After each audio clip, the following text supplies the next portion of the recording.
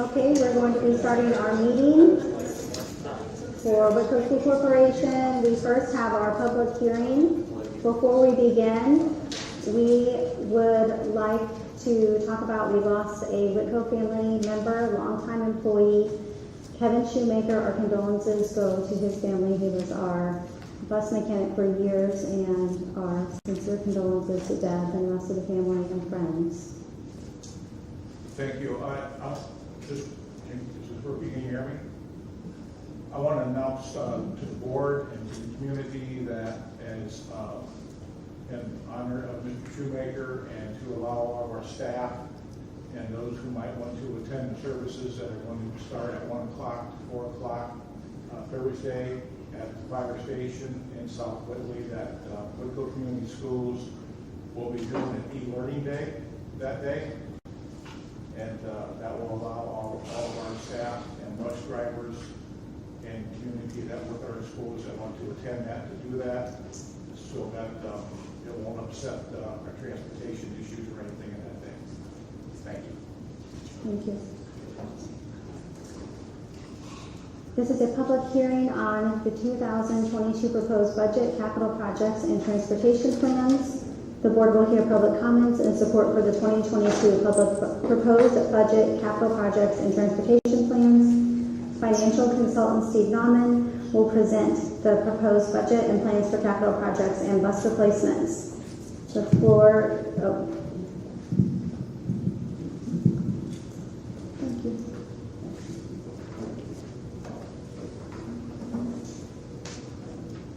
Can you hear me okay? I want to thank you this evening for allowing me to present your budget for 2022. This will be the fourth budget that I prepared for Whitko Community Schools. And before I start, I just want to give you a little background on my history so that you kind of know how I'm even connected with this area and my experience in actually school finance. I started back in 1987 working, can you hear? 1987 working for Scott County School District 2 in Scottsburg, Indiana. I worked there 27 years and retired. And the very next day I went to work for Seymour Community Schools, which is in Seymour, Indiana. While at both schools, I worked 10 years at Indiana University Southeast, which is a branch of IU. And I taught their budgeting and finance class for 10 years there, so I have a little bit of experience in budgeting and finance. Then in May of 2018, I started consulting here at Whitko. I did their first budget for 2019, which was when they did away with capital projects, the bus replacement and transportation plans, and rolled them into the operation plan. Then at the same time in the summer of 2019, I sold my lake house that I've had up here for 15 years on the chain of lakes. I never dreamed that I'd still be helping Whitko. That was probably not a good investment for me. Then I retired in October of 19 for a month and a half, did some consulting again here at Whitko, and I'm still here.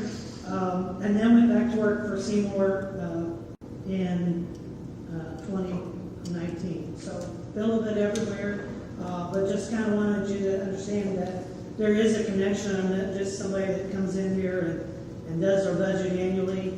I've got to see Whitko grow, and I'm going to talk about some things. I've got some handouts to summarize at the end of the budget, because a lot of times people just don't have the opportunity to hear what a good school corporation you have. But as an outsider that came in at probably some of your weaker times, I'm really impressed with the changes that's made, and I'll kind of summarize that up at the end. But with all that being said, if you'll follow along in your notebook, we'll go there first, and then we'll end up with a couple of the handouts I had you. Again, the purpose of tonight's hearing is just to talk about your 2022 budget. The Form 3, which is a summary of your budget, can be actually found on the website. You go into www.budgetnotices.in.gov, and all the budgets are available at that point. That's where you go now. You don't advertise them in the paper anymore. that's actually, when you flip behind the index, that actually, Form 3 is what was advertised on Gateway. So obviously, we're having our hearing today. You will adopt on October 11th, same time, 6:30, same location. If you look at that Form 3, and you'll see in the middle, there's an estimated school operation max levy. That is the maximum that you can collect locally for operating fund. And that's set by the state. You as a board, and please don't get offended by what I say, but you have no control over that levy. That levy is set annually at the state. That's when they discontinued capital projects, bus replacement, and CPF. Those all roll together, and now that's all controlled by the state. Those levies are set annually. If you look right below that, you can see the property tax cap credit. What that is a circuit breaker, and I'm not sure if people understand what a circuit breaker means, but now you can only pay so much property tax in your area, 1% for homeowners, 2% for like rentals, and 3% for others. And so you have $66,830 that you will not collect because you have taxpayers that are capped. So those people, as the rate goes up, if the AV stays the same, they don't pay any new taxes. So that's the circuit breaker, which is a good thing and a bad thing, because there are some school corporations that are 50% circuit breaker. You're not nearly there, but that's something you have to be aware of. And that was established many, many years ago. So moving on, if you look in column 2, it tells you what the estimates are, and those are actually what they call line 1. So for rainy day, we're advertising $500,000, debt service $3.3 million, education $10.2, operations $5.4, for a total of $19.5. Then you have your estimated levies, and again, these levies are just estimates, because when they actually run your budget, usually in November or December, those are set at that time. I will tell you that it's my experience, you advertise your line ones high, you advertise your levies, and you most certainly adopt rates that are higher than what you expect, because all the risk is on the school corporation. There is no advantage for you to try to project what rates are going to be or levies are going to be, because the DLGF will not let you go above an adopted rate. They won't let you go above a levy that is set by state statute. So I just kind of plant that seed for future years that you should adopt a budget that's high. You should make sure your levies and your rates are higher than you expect, because if you would adopt something low and your AV would change, you'll lose that money. So you will never get more than you're entitled to, I can assure you. I've been doing this over 35 years. You will never get any more than you deserve. Okay, so if you go behind tab 1, we'll just go through the budgets lightly. I'm not going to spend a lot of detail on it. But as I said before, your education fund budget is $10,255,234. Form 1 will be right behind the cover sheet, and it just explains what the budget category is and the amount that was budgeted. And that's the same all the way to page 4. And you'll see there that it matches that $10,255,234. And if there's anything that you question as we go along, feel free to interrupt me. It's probably easier to answer a question as we move along rather than wait to the end. I'm not offended if you interrupt me. Then you'll see Form 2, which is your revenue for the education fund. I might point out that things are much different than they used to be. When you used to get local tax money to support what used to be the general fund, those days have come and gone. Today, you get $6,501.23 in your basic tuition support per child. So what gets you money in Whitko is students. And that sounds horrible, but that's the reality today. Students come in, you get more money. Students leave, you lose money. And if the student is here full-time in the classroom, you get 100%. If the student is virtual, you get 85%. And that all has changed in the last few years. Your increase in state support, and again, ADM has not been finalized, and you have two counts. You have a count in September, the third Friday in September, and you have a count in February. It's the first Monday in February. So those two counts work together. But if everything stays the same, you're going to get about $436,000 in new money. If you'll flip the page, you can see where I show you Indiana school funding, kind of the things that roll in there. I would say, if you'll notice at the top on the right, it talks about local funding. That local funding is if someone gives you a gift. That's not property tax.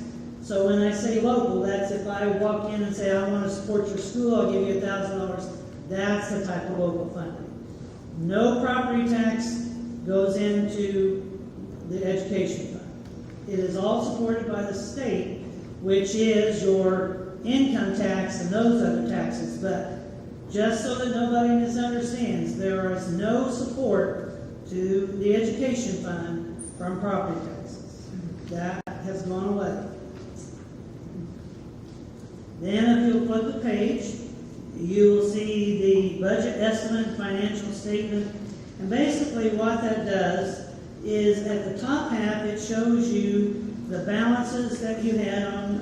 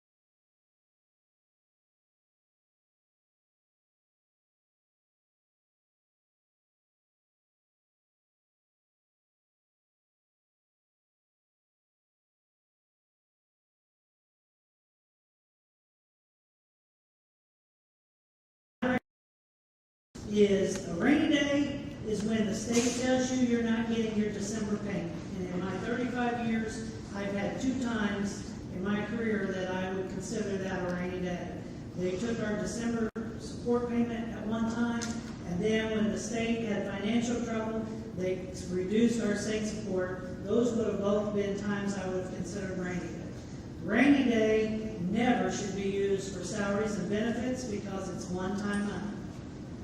Rainy day is what will keep you alive if the state goes down.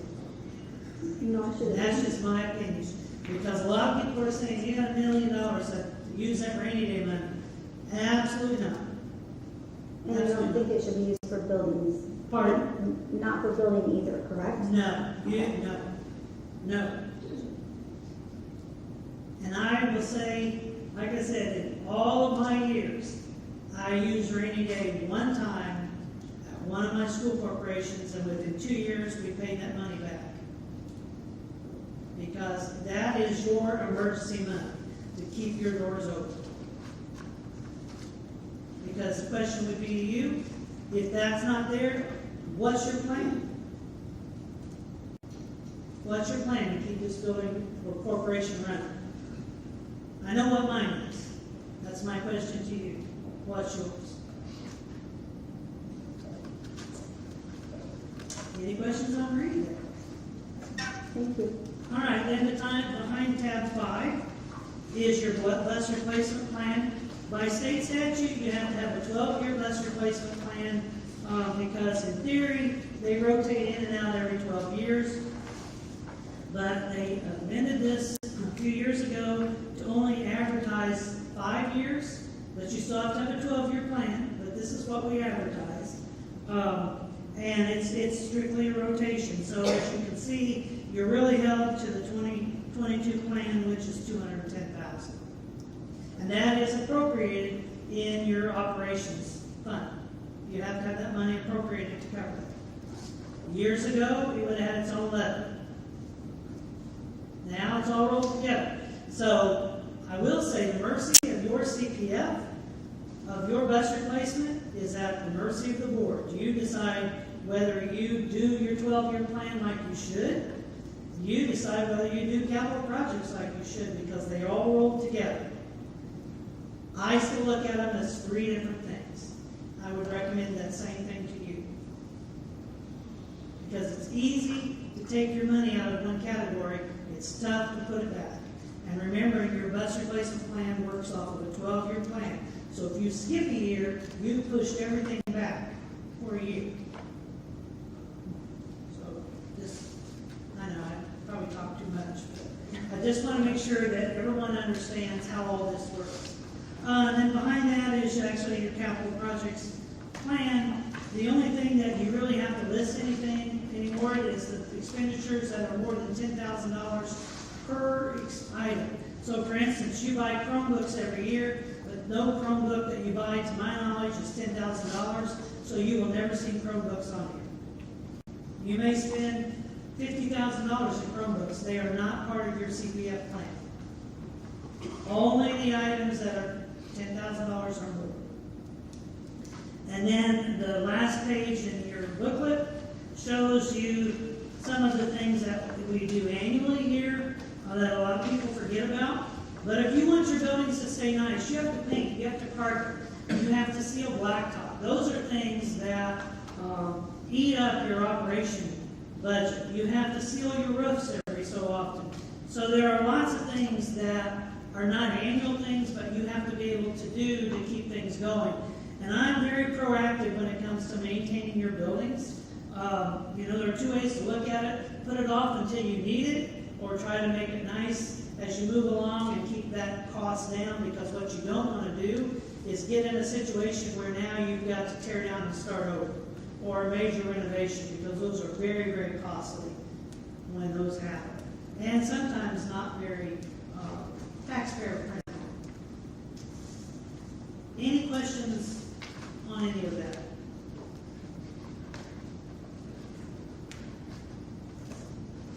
Okay, so I have 2 handouts there for you.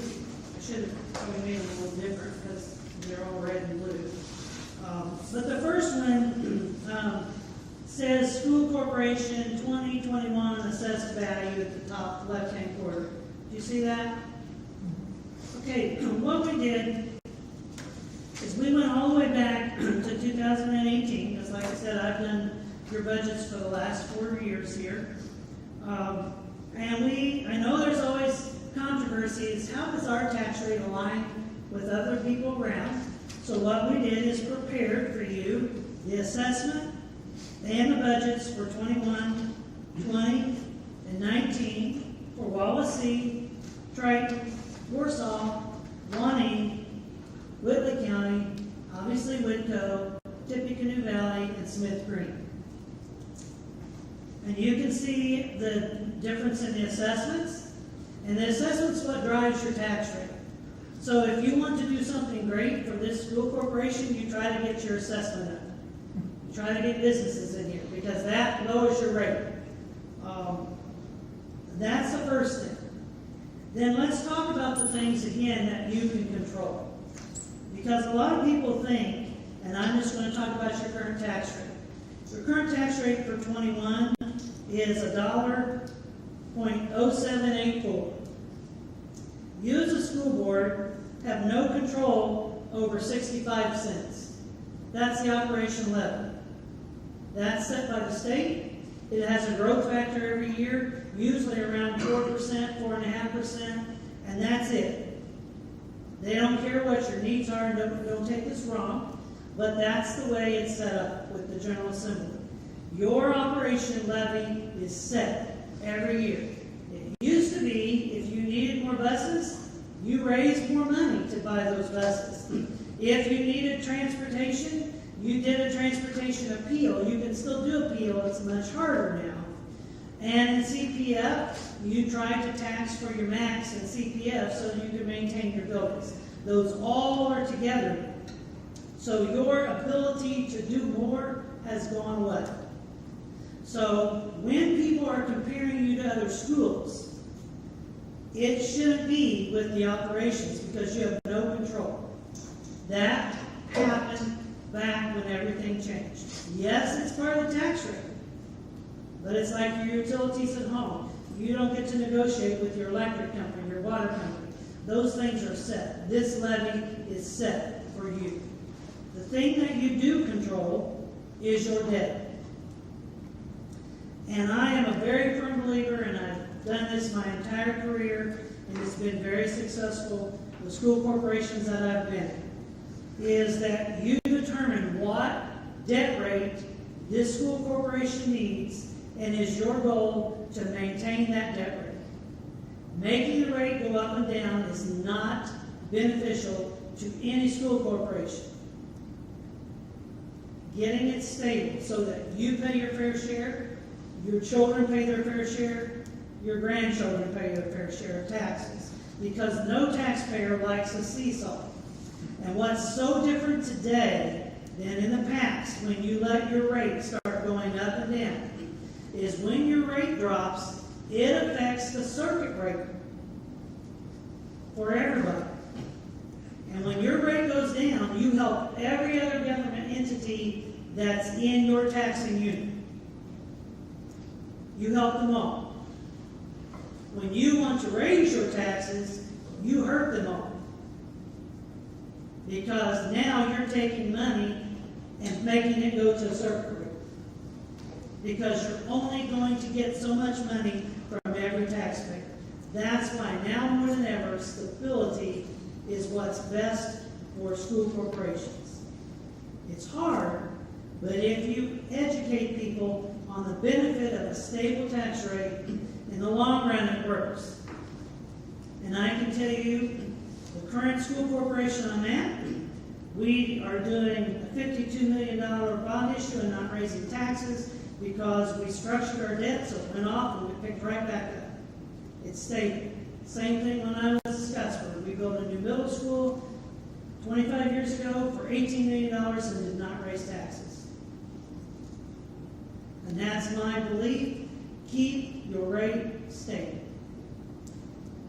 Once you determine what rate that is, but I can tell you there is no benefit for low taxes and debt service. Fair taxes, yes. low taxes, no. But again, I'm not gonna go over this in detail, but I really think this is good information for you to look at. And when you look at, and again, I'm just going by AV and tax rate, I know nothing about Tippecanoe Valley. Maybe they're similar to your size, maybe they're not, but on paper, they look the same. Tax-wise, AV-wise, those things. And I think this will help you as a board. When people question things, you have the facts. These came right off of the website. These are the facts of the AVs, the tax rates, and the surrounding area. And obviously, you can't compete with a school that has an AV 4 times your size or 5 times your size. You can't compete in rates, but you can compete as a school corporation. You can't compete in rates. Okay, moving to the last sheet I have, and then I'll summarize and not be so talkative. But again, I want to make sure that everyone feels good about where you are with your budget, because I will tell you, in the 4 budgets that I've done for Whitko, this is the best, in my opinion. And not just because I did it. I'm happy to present it to you. In 2018, you can see that's when we had all the funds still there. And so when we look at Whitko, your transportation, bus replacement, and CPF had a tax rate of 60 cents. You can see that about halfway down the page, 0.6038. Your operation fund, when it rolled forward in 2019, was 62.74. So when 18 went away and 19 came on, your taxes went up 2.36. Your operation fund, as long as the state lets you have that growth factor, will always increase. And I do apologize for having my back to all of you, but I'll say that to all of you. As long as it's the way it is, your operation fund will always have a tax increase. And that's based off of the state. There's a formula that's going to happen. And if you don't take that increase, you're only hurting yourself. But anyway, I just think it's important for people to know there are things you can't control. And that's one of them. And 4%, as we look at our economy and the things that are going on right now, you're getting a little over 4%. That's all you're getting. To pay your utilities, to keep these buildings running. You're not getting big money. It's just important that you understand that. And then I want you to look on the lower left-hand side. We prepared from 2018 to 2021 your cash balances in the taxable funds. And you have gone from a $6.2 million operating balance, I call it operating balance, a cash balance, whatever, to an 8.3. That's huge, folks. You should be proud of this school corporation. You're not going down. You've stabilized, your enrollment stabilized. There are just so many things going good for you here. I just hope you continue down that path. If you look to the right, this is another important thing. In 2020, we had education revenues of $9.6 million, education fund expenses of $8.8, so you actually were to the plus $878,000. So you're not spending more money than you're bringing in from your state support. That's important to remember. But what I want you to look at is below that, and this is where I was talking about moving away from the 12% to 13, 14, or 15, because in operations, you brought in $4.7 million. You spent $4.8. You were short $132,000, but you were in your cash balance. And I can tell you there is no fluff to speak of in this school corporation. I've worked for a lot of school corporations, done a lot of budget, and there's not a lot of fluff here. From 2018, you made a lot of changes, lots of cuts, lots of things revised, and now you're on the way back up stabilized. And that's just an outsider looking in. I guess some could say I have no vested interest here, but I've been here 4 years, and I've seen you at your worst, and I've seen you getting better. And I will tell you, because again, I work at Seymour, and we, 4 years ago, built an agriculture building that we only could build the building. We couldn't put anything in it because we had to do it through a bond issue. But we did that because of the pathways now, and I'm not sure if any of you are parents, you know what I'm talking about when I say pathways. The pathways was something that was just starting, and that's to make sure that a child that's not going to college is going to graduate with some type of a, I hate to call them track, they call them pathways, to that diploma. You have to have a pathway for students. The way to do that the best is through a vocational school. That's what you have in this building. This is probably the biggest thing that I have seen in the time I've been here for Whitko to do. Schools today are the haves and the have-nots.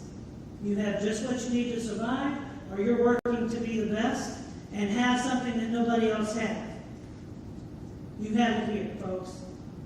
Probably wasn't intentional when all this changed years ago, but you should be happy because what we did with our vocational program down in Seymour, we have since that time, we're adding on to it again. We've done the inside. We now have welding that we offer, and in our particular school, we have a waiting list for the surrounding school corporations to come to our school for welding. And those are all Jackson County students that don't go to Seymour. There's a waiting list. You have the same opportunity here. You have to sell yourself, and you have to plan for the future, and you have to keep things stable in order to survive today. Again, I don't need to come across as preaching, but you know, the one thing I learned when I went through education and got my degree at Ball State University is that you have to sound your own horn if you want people to know what's going on. And if you don't promote yourselves, nobody else is going to. And I truly believe you have a good school corporation here. You have a fantastic thing going here. You have opportunities in place. You just need to make sure you take them.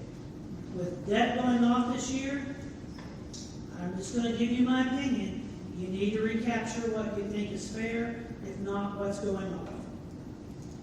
And I've been doing it for 35 years, and I will tell you, as I summarize it, it would be a huge mistake to let that go. And that's just me as an outsider that someday probably won't be here, but I do plan to retire and live on the lakes again, so I might be around. I love it. So, any questions for me? Again, I don't mean to take so much time, but I think that you need to understand where you were in 18, how things changed, where you are now. Taxpayers need to hear what you can control and what you can't. I hear it all the time. Taxes are too high. And I say to people, well, explain to me what you mean by too high. What is too high? And then I'll explain what I can to help you. But taxes are too high? I agree with that. Taxes are too high. I don't pay federal tax. I don't pay state tax. But be more specific. You can't answer questions that you don't know. So taxes are too high, in my opinion, is not a question. I can't answer it. Tell me what you think is too high. I will give you an answer. Hopefully I've given you an answer to see. And again, we did these sheets for your benefit. Because I know what it is. I've never been a board member, but I've dealt with many board members in my career. And I try to make sure they have all the tools so that they can speak intelligently about the facts of their school corporation and that they can be a promoter of the school corporation. Because I'm a firm believer, if your taxpayers know your goals, objectives, and what you can and can't do and why you do what you do, you'll have least resistance.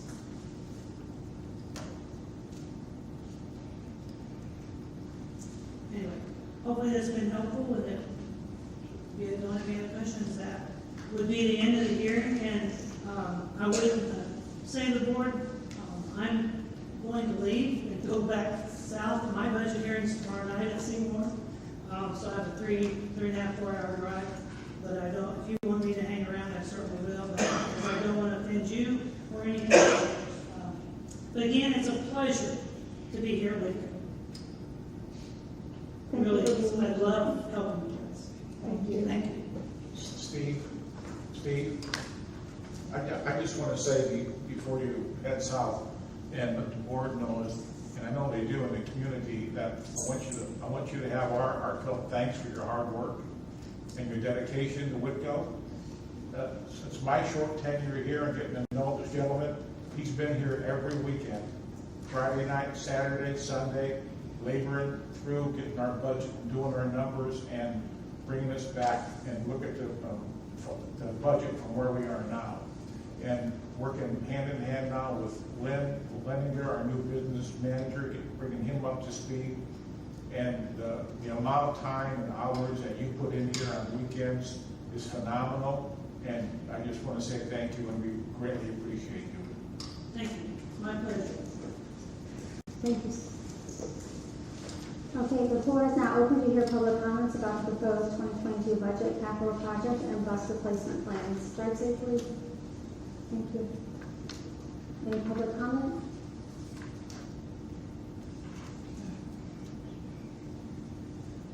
Okay. We will be making a decision on the 2022 proposed budget, capital project, and bus replacement plans at the October 11, 2021 regular session meeting. Do I have a motion for adjournment? I move that we adjourn this public hearing. Second. It's been moved and seconded that we adjourn. All those in favor, say aye. Aye. We are adjourned. And are we taking a break for a second, or do I move on? My opinion. Okay. It is now time for our regular meeting. We are going to begin with Pledge of Allegiance. I pledge allegiance to the flag of the United States of America and to the republic for which it stands, one nation, under God, indivisible, with liberty and justice for all. This is a meeting of the school board for the purpose of conducting the school corporation's business. It is not to be considered a public community meeting. There will be time for public participation as indicated by item number 5. The board receives agenda item information and rationale for administrative recommendations for our thorough review before each meeting. First, we will recognize the media.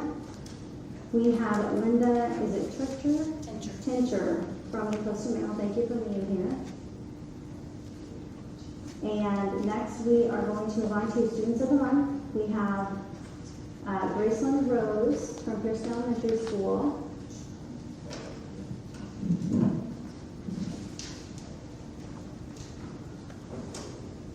Congratulations, Graceland.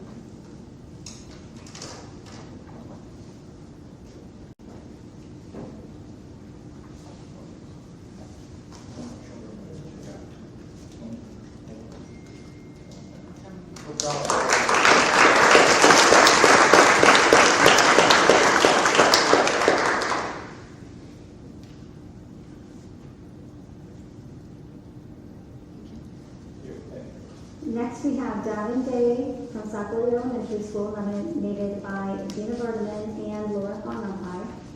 You could not be here tonight, I apologize. Thank you. We don't need a picture of you, Brian? No, that's fine. No, that is fine. Thank you. Charles Halstead from WCA, nominated by Jay Hollenbach. I want to introduce Mr. Hollenbach. He could read on there what he had to say about our student, who is absolutely doing a fantastic job. This is Charles Halstead here. I had him last year. I was a first-time teacher, had him as a student. And when I first met Charles in class last year, it was a struggle. He seemed to fight me all the way. From procrastinating to fanning computer problems, it seemed to never end. He tested my patience. But through the year, he showed glimmers of improvement and by the end, he was a different student. He became an incredibly improved version of his previous self. This year, I'm glad to say, we're picking up where we left off last year. Charles has been courteous and polite, and is participating in class every day, and is someone I look forward to seeing through the week.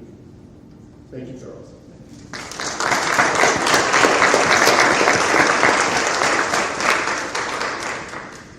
Next, we have Grady Beach from WJSH, or HS, nominated by Teresa Knuckle and Rochelle Armiger.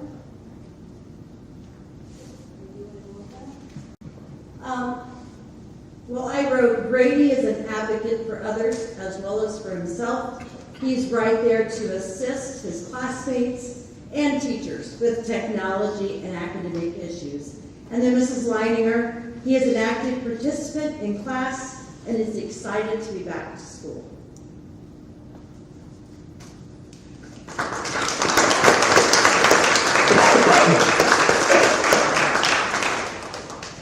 And we have Chloe Hathaway from Whitko High School, nominated by Tammy Florowalter.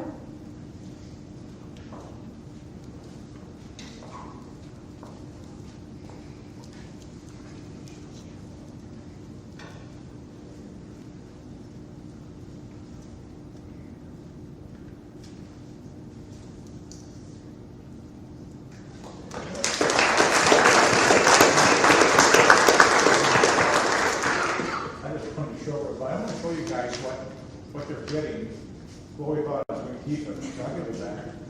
They're getting a very cool magnet that says Whitko Community School Student of the Month that they can put in their refrigerator, or wherever you want to put that. You're in high school, you're excited as far. Thank you. Great job. Okay, next up we have a special presentation from Jason Klein, Technology Director, about project and updates.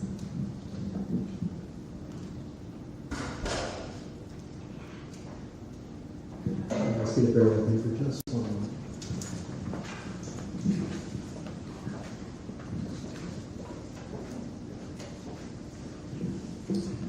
Good evening.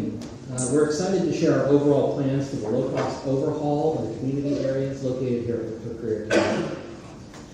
The lecture hall that we use for the school board meetings and miscellaneous presentations is showing its age.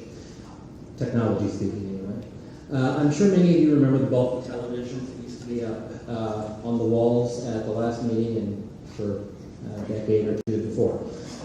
The sound quality is less than stellar, and we are working on that. And it is not set up well for recording and streaming. This project has been in the works for several years, but was initially shelved with the closure of the middle school. More recently, the COVID-19 pandemic prevented us from putting our attention to it, but the bright side of this is that it's given us the opportunity to really analyze the best way to bring this area up to date. The first step has been to remove some of the obsolete equipment. This has already begun. As you can see, the bulky televisions are gone, as are the outdated control panels that were on the walls. Additionally, this station right here really stands out and blocks the view, so it will be going along with the PC and projector.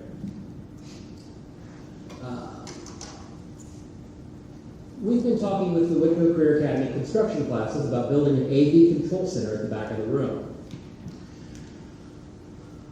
This will be a desk that will contain the soundboard, streaming equipment, wireless receivers, and more. It will also have a locking lid, and from this control center, our AV person will be able to manage streaming, control sound levels, display presentation videos. We will remove some of the seating from the back here and move it down here to fill in the space. For display, we'll be mounting two 75-inch flat screen televisions on the walls here and here, similar to what we have in the classrooms across the corporation. They will be mounted lower than the CRT counterparts that were up there. They'll be down here. This will allow us to show clear quality presentations without obstructing the view of the stage. The sound system will also get an overhaul. The overhead speakers are not optimal, and positioning contributes to the feedback that we frequently get. We'll be installing new speakers above the lower entryways to the auditorium there and there. And the amps that power them are going to be replaced as well. You can see the speakers that we are putting up. We have them sitting at the corners of the stage right now. We are not at our optimal at the moment because we are still working out all the bugs in it, but the speaker quality is much better than what we had before, and I think you're really going to like it.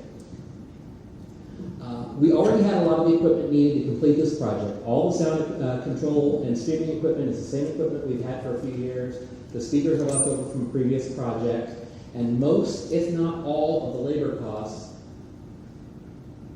will be in-house as well. The cost for the remaining equipment is minimal and should be limited to amps, some wiring, the construction materials for the desk. And lastly, the commons area on the other side of the stage will get the same audio overhaul, and will be able to be controlled from the new control center. We're very excited and believe this will increase the usefulness of this space and that space and be a benefit far beyond just school board meetings. Thank you.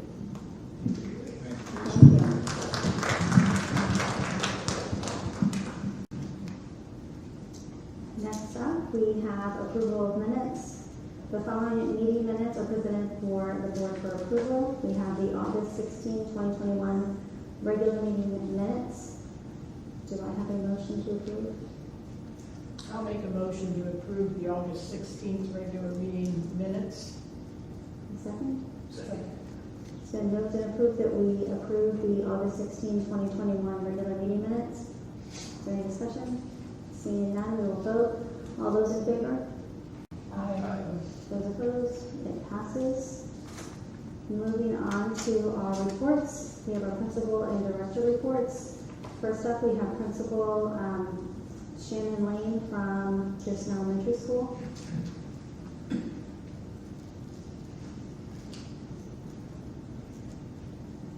Good evening, guys. First, I'm going to step back. I didn't know that I could share the nomination for my Student of the Month. I know she's not in here, but I want you guys to hear it.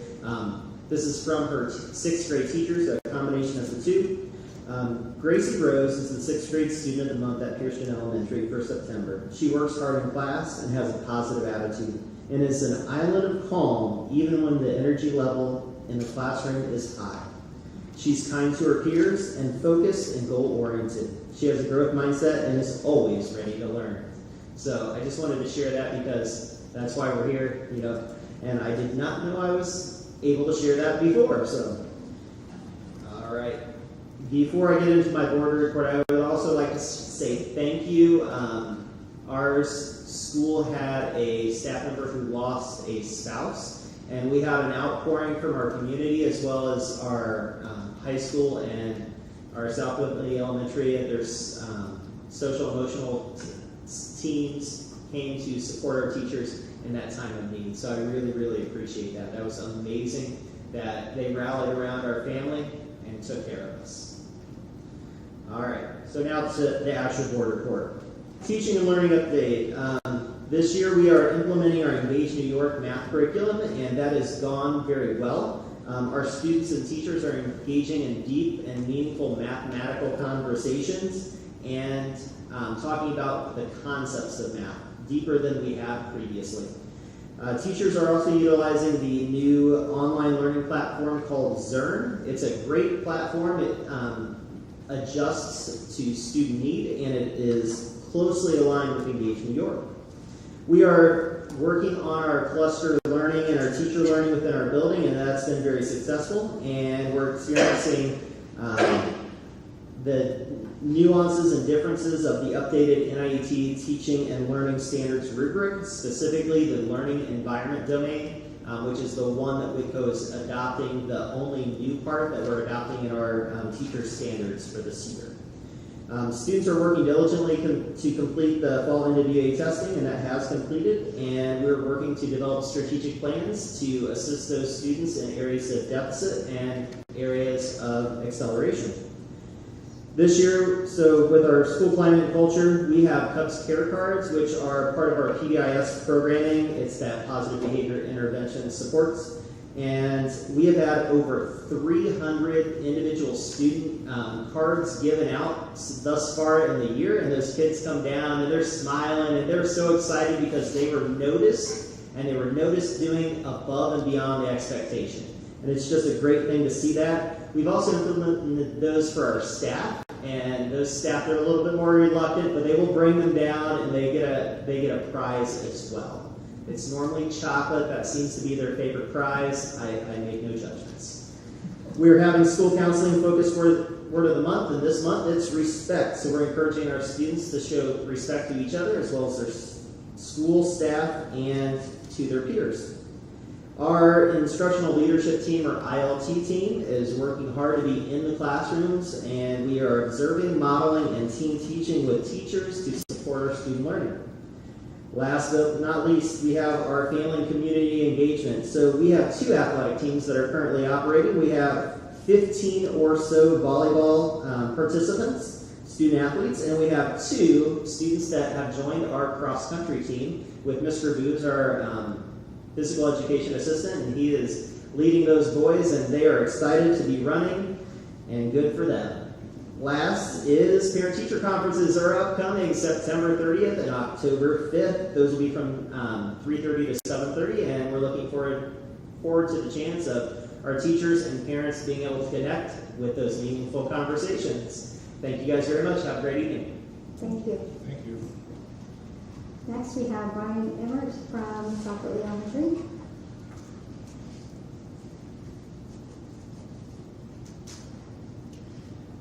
Good evening, everyone.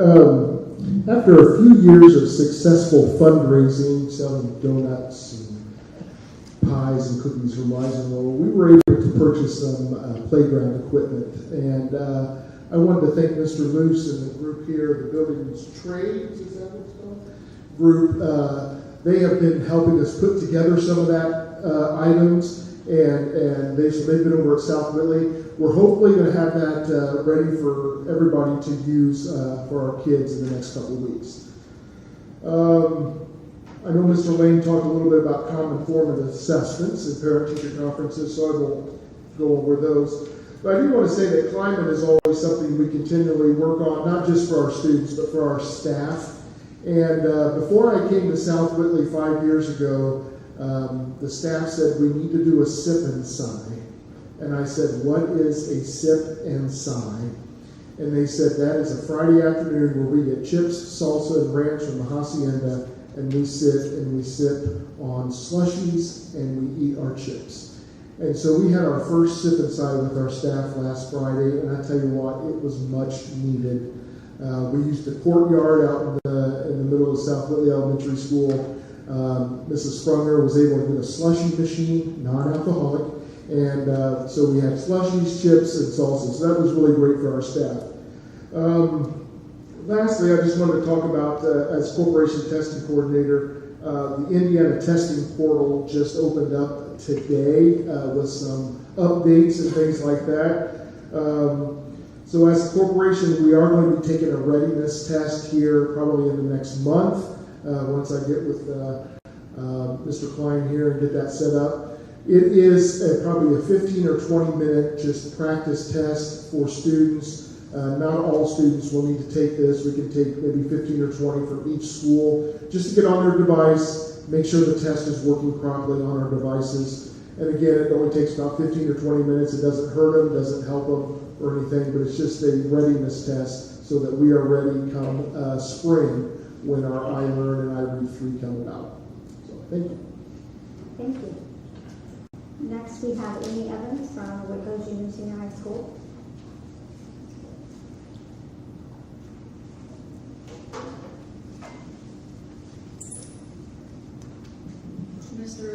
Mr. Luce will be joining us. I feel like a lot of what we do at the school is impacted by the Career Academy in amazing ways. And again, this past week and the week before that, he has really stepped up and helped us with some things that we're going to be using for the PSAT and just what's best for our students. So I appreciate him being up here with me every time.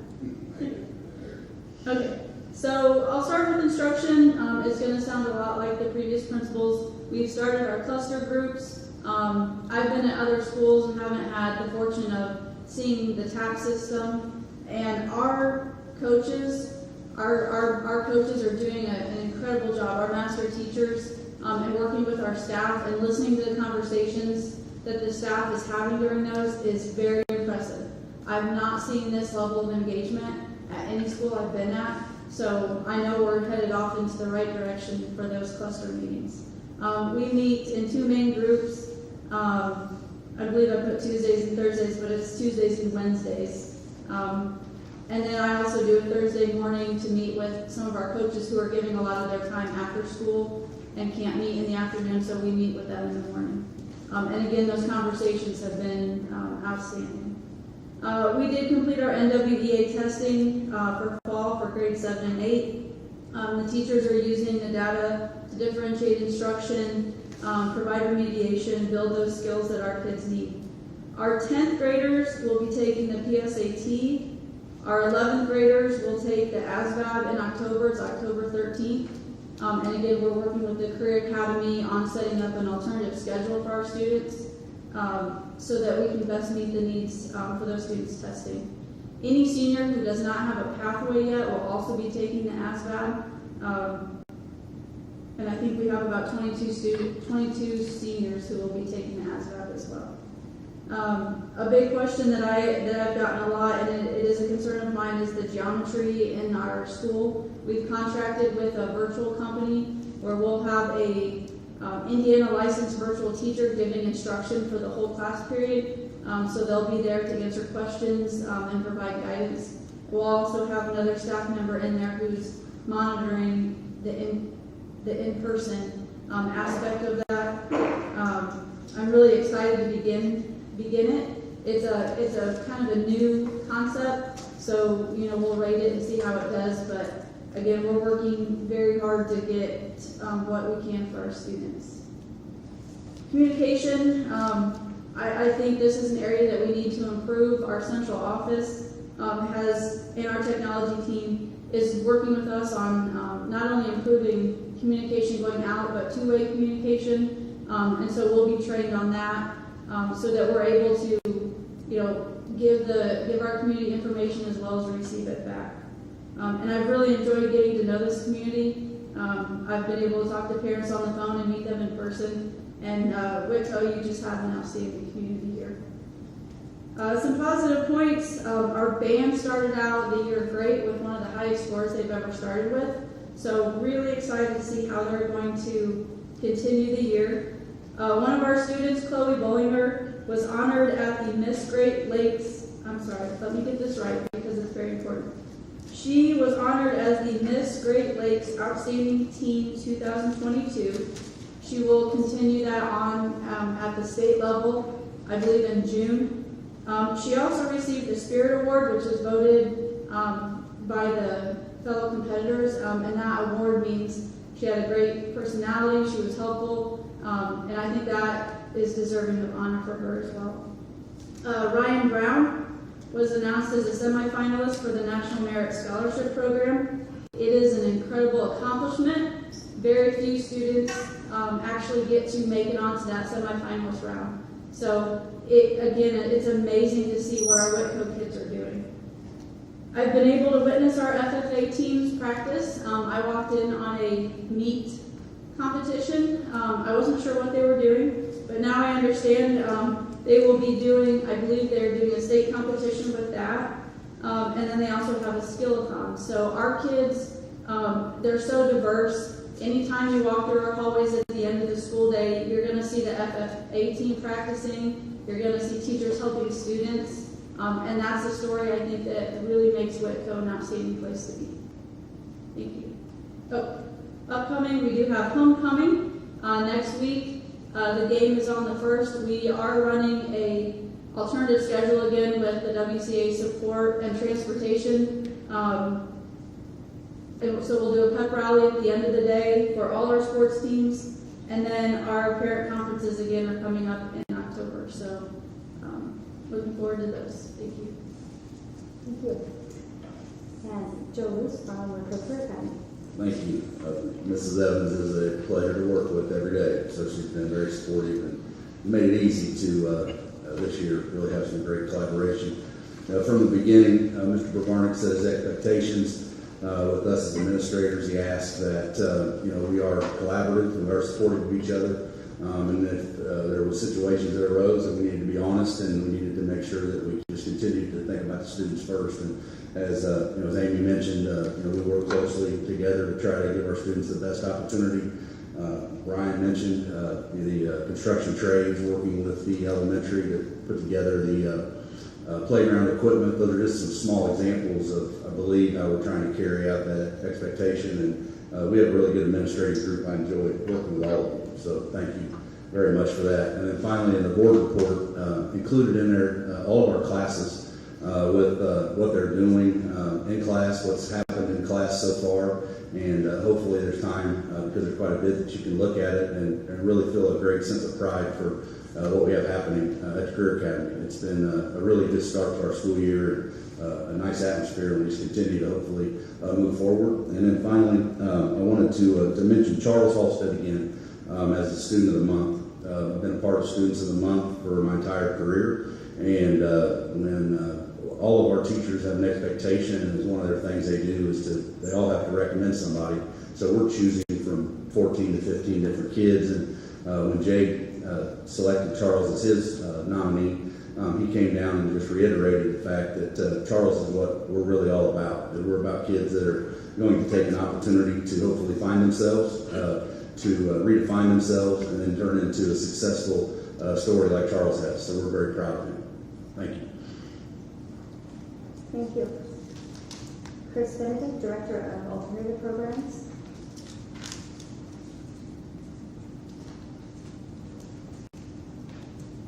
Good evening, thank you. The Alternative Program, we have 23 students currently enrolled.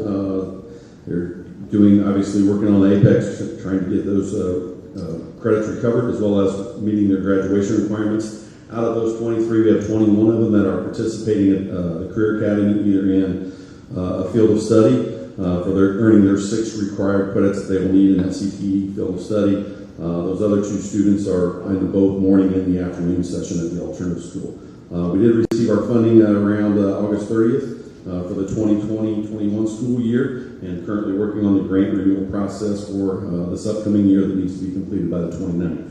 In APEX, we have 28 general ed students that are currently enrolled in an APEX course. Again, in semester 1, they're either doing that for credit recovery or some are doing it for early graduation requirements as well. In our scheduling aspect, at the junior-senior high school, our 7th and 8th graders are in their first rotation of that related arts wheel.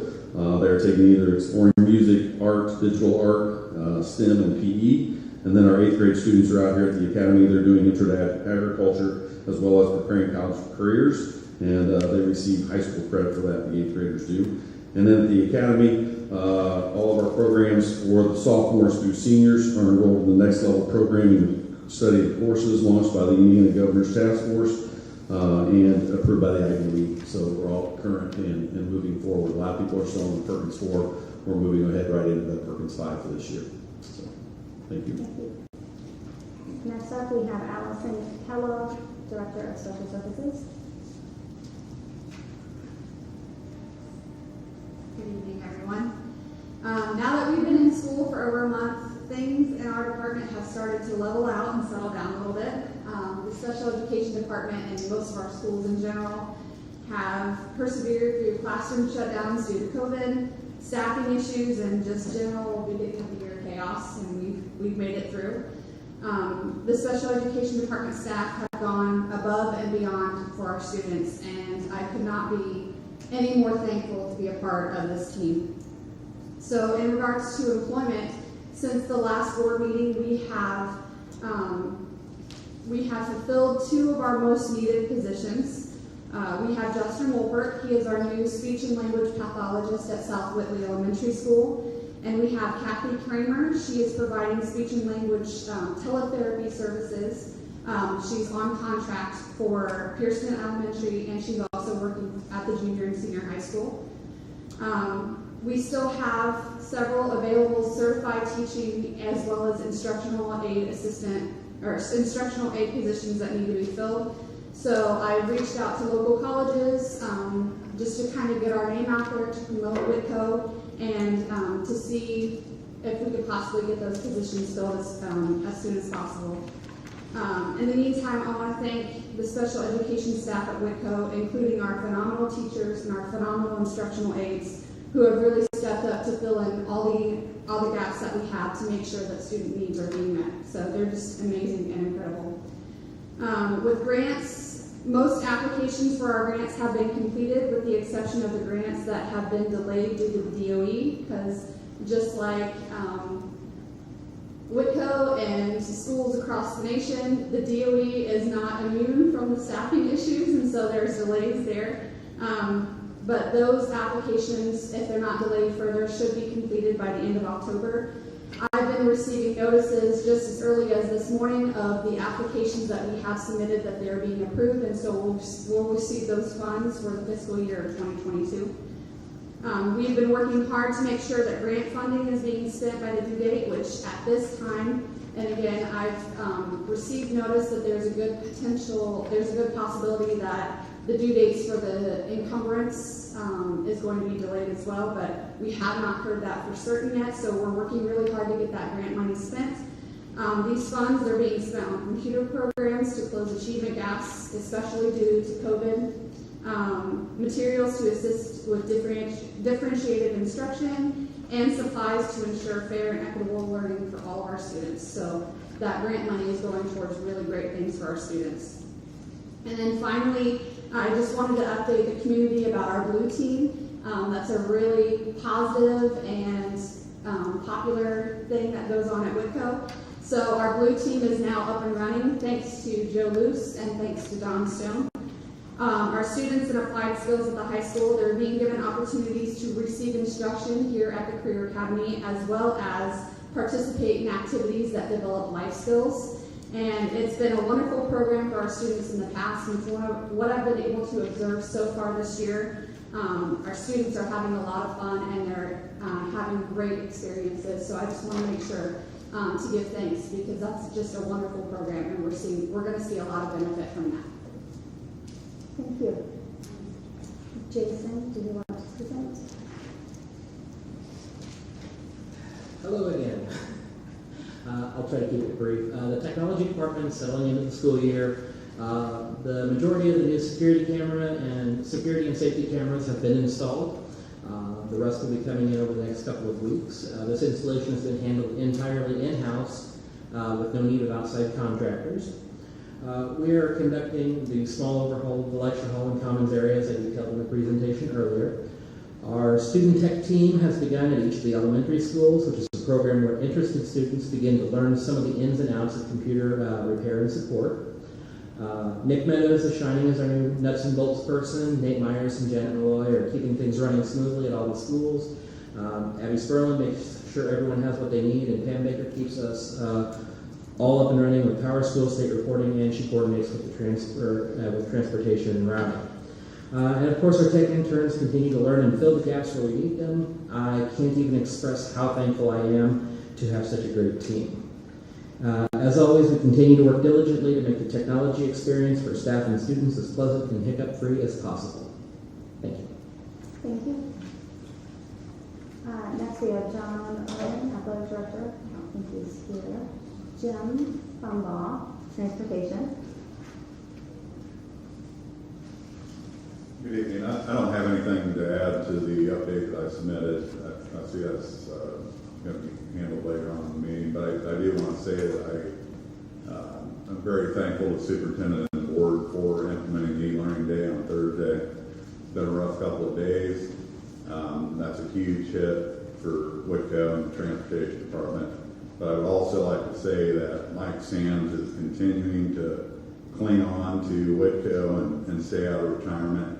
And he's really stepped up and gotten to some of the buses to take care of some service needs. So we'll get through this, but I do want to publicly thank each and every one of you. Thank you. Next up, we have our superintendent update. Thank you. First, I'll start with enrollment. We're at 1,278. Friday was our ADM day, our comp day, our first one of the year. There'll be one more in the spring. Our enrollment's holding steady. In fact, I think it's up about 8 since we last reported that, which is good. I am working with technology to redo and rebuild our website to make it more professional, more user-friendly, and to include all of our district into one website. And from that, we're going to launch a marketing plan. And I think it's important that we have a professional marketing plan, that we interview professional marketing firms to get the word out, as you heard from our budget meeting about Whitko and what we have to offer, especially to surrounding schools in our career academy. Our grant update, we received $50,000 from our security safety grant. I want to thank Jim Bumbaugh. He writes that grant every year. Jim, good job. And again, writing and submitting that and making sure we get that money. And then we received an unexpected donation of $250 from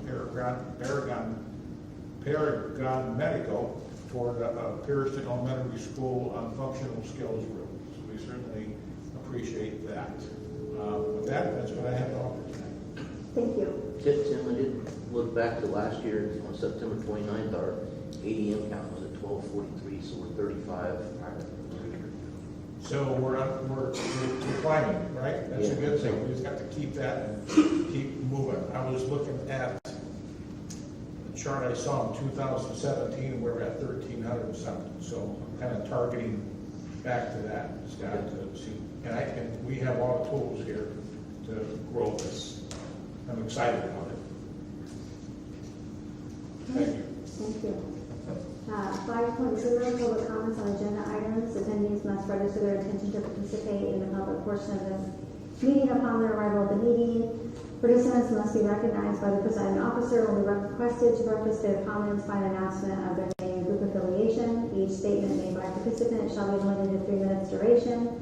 The presiding officer may prohibit public comments which are frivolous, repetitive, or harassing, interrupt, warn, or terminate a person's statement when the statement is too lengthy, personally directed, abusive, obscene, or irrelevant. Request any individual to leave the meeting when that person behaves in a manner that is disruptive of the orderly conduct of the meeting. Request the assistance of law enforcement officers in the removal of a disorderly person when the person's behavior interferes with the orderly conduct of the meeting. Call for a recess or an adjournment to another time when the lack of public decorum so interferes with the orderly conduct of the meeting as to warrant such actions. Okay, so first up we have Tina Fugate.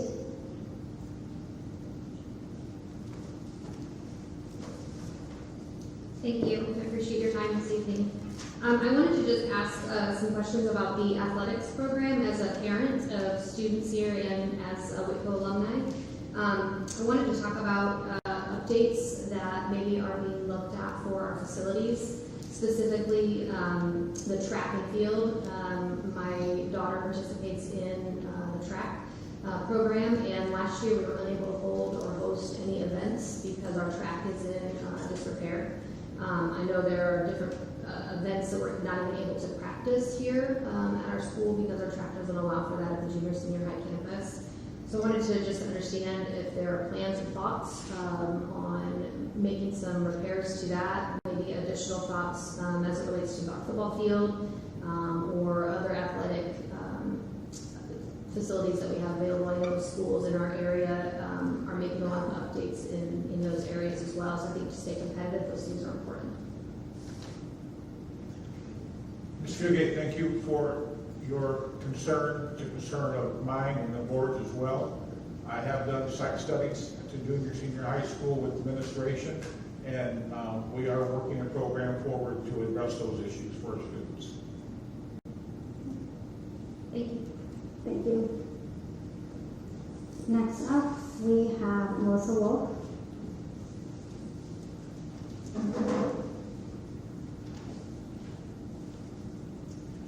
Hello, my name is Melissa Wolf. I'm here tonight to address the board regarding COVID protocol and distance learning, or lack thereof. I do want to, before I start, I want to say that I appreciate I was able to speak with Mr. Kabarnik and Mrs. Evans on the phone, there were a couple of board members that also reached out to me. That being said, I was not pleased with the answer that I received, so I'm here to address you publicly. I want to start with the COVID protocol. Our daughter is a freshman at the high school, and we received a call Thursday morning telling us that she had been deemed close contact, that we needed to come get her. I immediately asked if, what the protocol was, right? If we got her tested, could she return? The response that I got was no. The only way she could return to school was if she was vaccinated. Other than that, she had to wait the 14 days. So I did some research over the weekend, got out on the health department site. It showed that if we did test her, I think we could test day 5, 6, and 7, and then she could return day 8 as long as she had a negative COVID test and was still not showing any symptoms. So I called the school again this morning, got a hold of a different nurse, and got a different answer. I get COVID is frustrating, right? I get there are a lot of different protocols that have to be followed. But from the district's perspective, I think that there needs to be some consistency in the message, whether that is some sort of form that is, whoever is calling, the nurse that's calling, reads off of, right, and is answering questions consistently to alleviate some of the frustration. Going home to tell your child that they can't go to school for 14 days, listening to Mrs. Evans talk about what's happening at school. Our kids like to come to school. Kids need to be in school. They need direct interaction with their teachers, right? So there needs to be some consistency there. Moving on to distance learning, I asked the question that Thursday morning about distance learning. What does that look like this year? And I was told that she would need to go out to Google Classroom and give her assignments. And I asked Mrs. Evans several times, okay, what is the distance learning? What is that, right? And we went back and forth. She was very kind, understanding of my frustration, right? But at the end of the day, the current situation is that Whitko does not have a distance learning program. The kids go out, they get their assignments, they teach themselves, potentially for that 14 days or whatever that quarantine period is. And it's just not acceptable. It's just not acceptable. These kids are being pushed to the side of no fault of their own. She's not sick, right? So in her mind, she doesn't understand, right? We need to do what we need to do to make it work and to make it right. I know that they have the Google Classroom. That's what they used last year to do live instruction. Why can't we turn that on for them? There needs to be some action taken on the school board and superintendent's part to support these kids because it's not going away, right? I mean, hypothetically, she's able to go back to school on the 29th of September. You could call me again on the 30th and say she's got to quarantine for 2 more weeks. That's an entire month that she's out of school, essentially teaching herself. We're doing what we can to support her, but I'm here to ask you, please reconsider and think through what you can do, get creative, right? Be proactive. She's reaching out. Can you post assignments? Can you post assignments? The teachers should be posting them. They need to know that they've got kids out of quarantine and be proactive in posting those assignments without the kids having to reach out to ask for them. And I will say that some of them have been receptive to her. She does have one teacher that is going to let her, basically do it live, right? With the Google Meets or the Google Classroom. But I know, Mr. Parnick, you said that we have issues with, there's a teacher shortage and it's nationwide. That's true. I get it. But I did some research on that as well, and locally, I looked at some local schools. This is as of Sunday evening. I got out to see what their open positions were. At Whitney County, at Whitney County Community Schools, they have 4 teacher openings with a total of 16 openings altogether. Smith Green and Cherubusco, they have 2 teacher openings with a total of 5 openings altogether. In Warsaw, they have 4 teacher openings with a total of 73 openings altogether. And here at Whitko, we have 14 teacher openings with a total of 37 openings altogether. there needs to be some things addressed, I think. And I think that the I'm kids. sorry, but you're way over time. Thank I you. appreciate your time. Thank you. I can just address a couple of things quickly on that, the teacher openings. I've spoken with those superintendents, they've given up and taken postings down. The surrounding schools are all doing either Canvas or Google Classrooms like we are. We do have a plan, we have to have a plan, it's called ESSER 3 funds. There's a plan that was put in place and then adopted by the board over the summer. And that's a requirement of the state. And it's just a matter of having the personnel staff. And I think I speak for Ms. Evans when I say we've made offers for our teachers to do that, and unfortunately, we don't have that manpower, and nor do the schools around us. So if you research the distance learning programs, and I'm not making excuses, but I'm just saying, I've heard that we don't have a plan, and in fact, we have a registered plan. We have to. And if you research the schools around us and what they're doing with their quarantine students, they're doing nothing different than we are. But I'll tell you one thing none of the schools are doing. They're not paying the money that we're paying for a geometry teacher to come in at a Zoom to teach a classroom. So we're doing everything we can to proactively do what the best we can for our students. I will address the issue with the difference in what you heard about the masking or coming back from school. In the governor's executive order, it's kind of confusing. There are two different orders. One is if the school is masked, the other is an unmasked environment. So maybe someone misspoke on that one. So, well, I don't know. But at any rate, if we don't want to contact trace and we don't want to quarantine, then the only option we have is to go to a fully masked campus or district. And with that, I'll close. Okay. I'd like to address the teacher shortage comment, and that is that I know schools in our area who they have more than one opening, but it's multiple openings for the same job, like elementary teacher. At Warsaw, they have one posting, but they have 8 schools, and there are multiple teachers for that one opening. There are multiple positions that are being advertised for that one position. Okay, moving on to our business report and consent agenda items. Board, I would recommend that we adopt and approve this item as required by the Indiana Department of Education.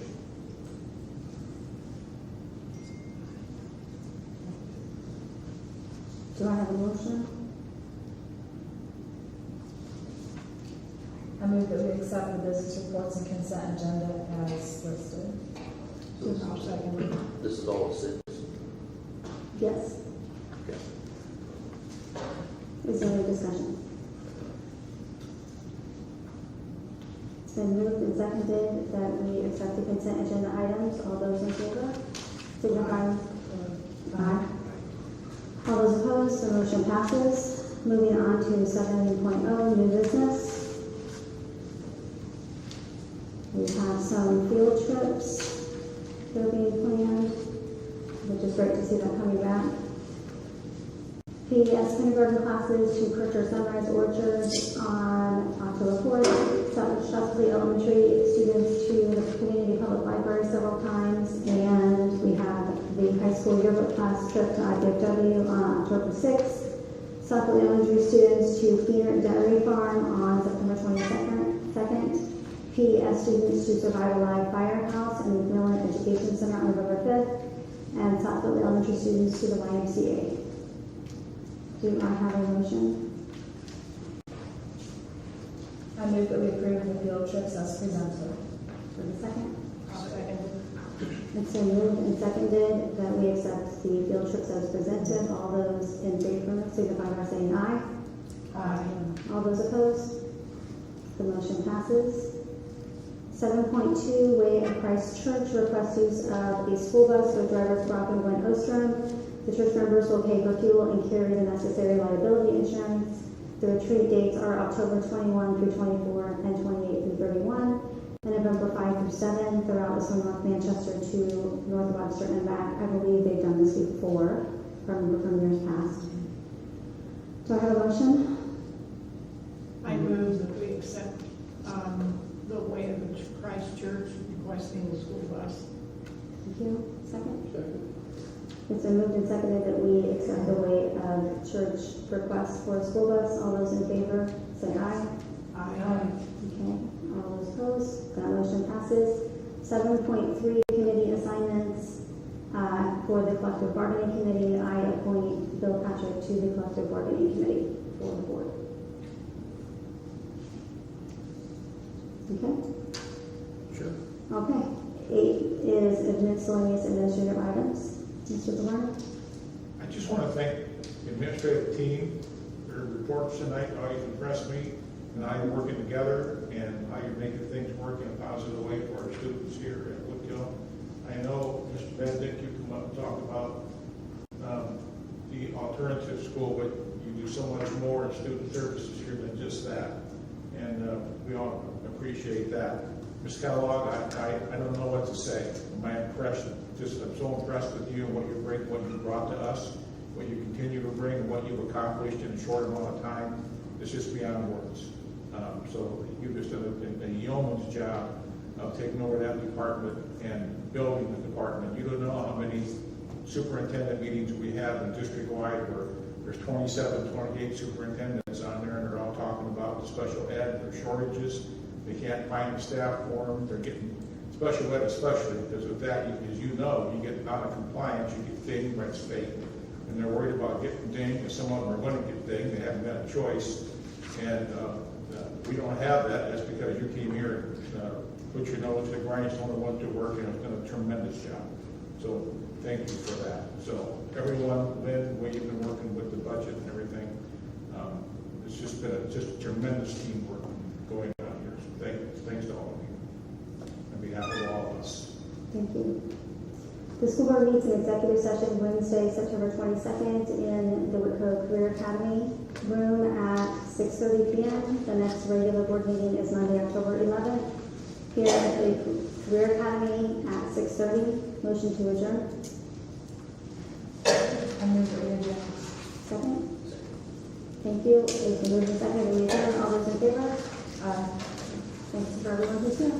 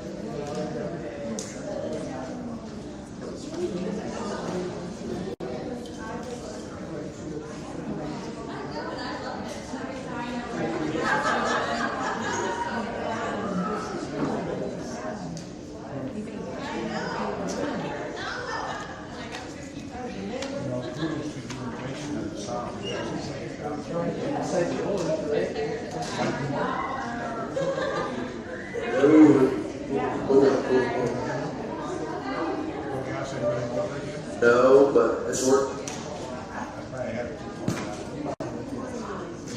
They're tight. And then the button on the back.